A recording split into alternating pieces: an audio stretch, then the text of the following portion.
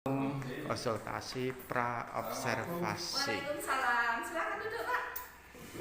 Semuanya sehat. Baik. Kawan, ini dengan saya panggil di sini dalam rangka persiapan untuk supervisi. Oke, langsung ke mawon deh. Supervisinya panjenengan menghendaki kapan? Ini nanti jam ke-3 4 Bu, kelas 7B.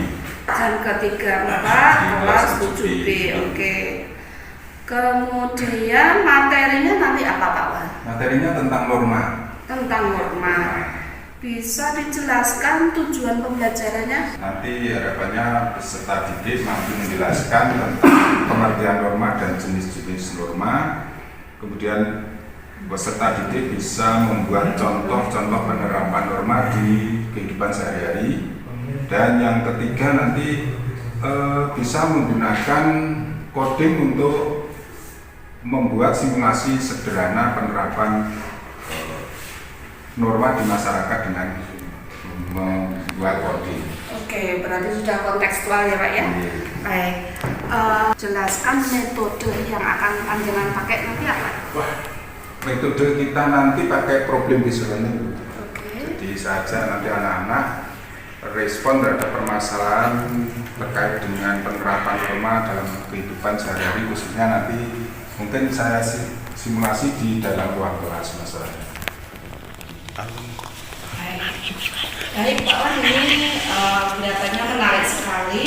Kemudian karena ini supervisi, panjenengan menghendaki fokus pengamatan saya nanti di bagian.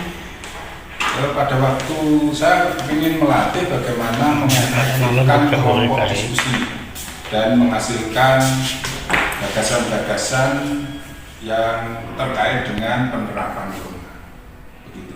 Di efektivitas diskusi dan menghasilkan solusi untuk permasalahan kehidupan sehari-hari terkait norma.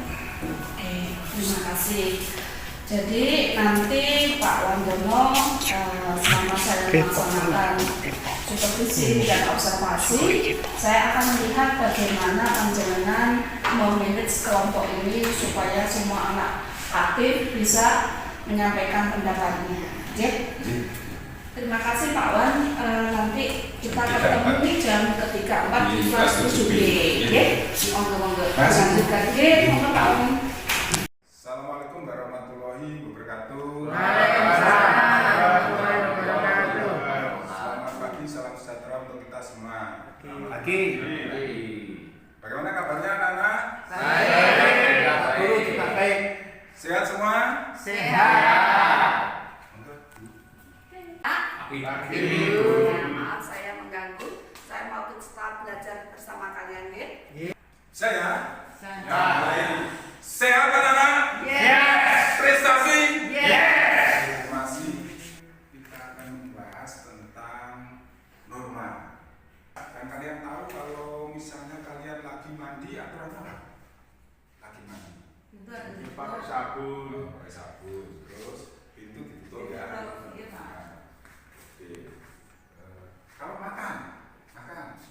Doa dulu Pak. Kalau Bambang Berdoa dulu Pak. doa dulu. Itu semua aturan.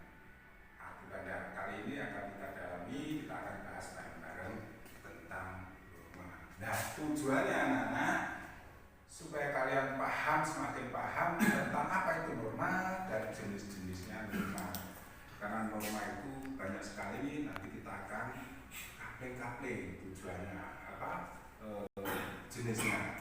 Kemudian berikutnya nanti kita akan lebih memahami tentang norma itu dalam praktek.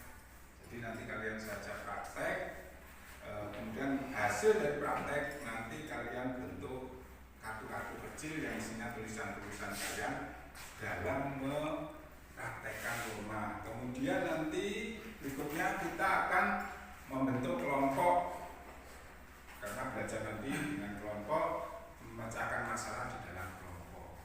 Siap ya anak? Siap. Norma. Ini bahasa Arab norma itu. Kalau dalam yang sederhana sama dengan aturan. ada yang sudah membaca tadi malam. Kalau menurut kalian norma itu apa? Saya Pak. Ya, apa? Mungkin perilaku. Perilaku. Oke, perilaku. Dan lagi Tata cara untuk berbuat baik.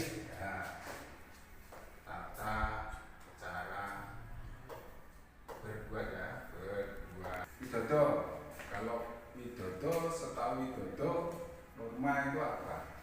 Ketentuan-ketentuan yang baik di masyarakat. Nah, dari tiga ini kita akan simpulkan. Ada perilaku, ada ketentuan, ada tata cara berbuat, ada di masyarakat, ada baik.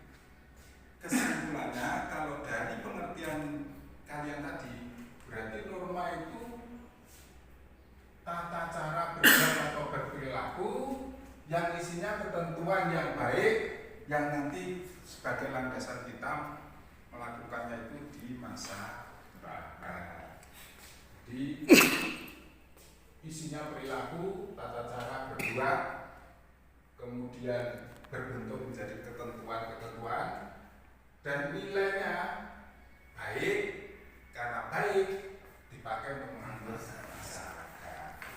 Ketupat ini Suronggolo dan ketupat, jadi makanan sama tokoh masyarakat. Oke, nah sekarang yang akan kita diskusikan kelompok 1 ketupat, kelompok 2 warok. Suronggolo. Singkat warok. Oke. Nah, apa yang akan didiskusikan? 1, jenis norma. Terus yang kedua, sumber norma. Yang ketiga, sanksi masing-masing norma.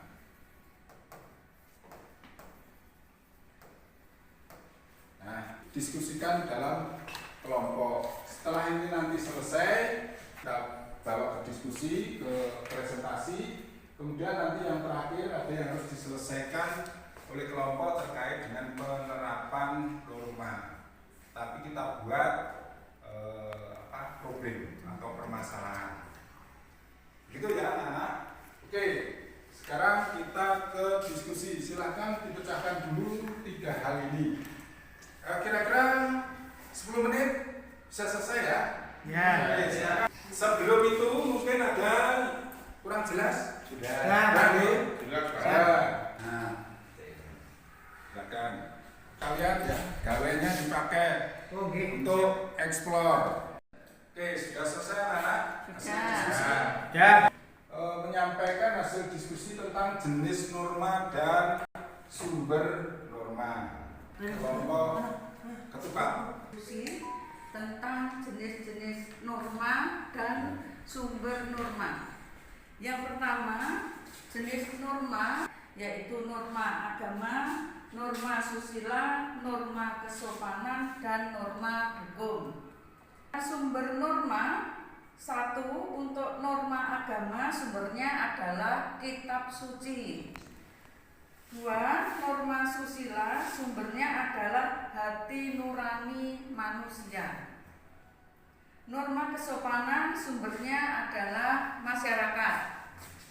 Yang keempat, norma hukum sumbernya adalah aturan yang dibuat oleh badan yang berwenang. Demikian Pak Guru hasil diskusi kami. Terima kasih. Jawabannya bagus, Pak. Oke. Sanksi norma, silakan. Sanksi dari jenis-jenis norma, yang pertama norma agama, sanksinya itu ada perasaan bersalah, berdosa, dan juga khawatir balasan nanti di akhirat. Terus untuk norma yang kedua, yaitu tentang kesusilaan, itu sanksinya penyesalan, rasa malu dan dicemooh oleh masyarakat. Untuk norma ketiga, yaitu kesopanan, sanksinya hampir mirip, yaitu juga dicela, merasa dicemooh dan juga dikucilkan oleh masyarakat. Sedangkan norma yang keempat tentang hukum itu sanksinya bersifat tegas dan mengikat. Menurut kalian, baik kelompok ketupat, baik kelompok Suromenggolo, itu yang memiliki sanksi yang paling terasa, itu kira-kira norma apa kalau dilanggar? Hukum atau Hukum. Oke, Bambang bisa menjelaskan kira kenapa? Karena kalau mencuri itu di penjara kan? Penjara, ya. Saya norma agama, Norma agama. ya, Mana alasan? karena dosa Pak. Dosa. Kalau melanggar itu dosa hubungannya sama yang maha kuasa. Takut nanti kalau besoknya itu Memang masing-masing norma itu kalau dipikirkan itu punya sanksi yang berat juga.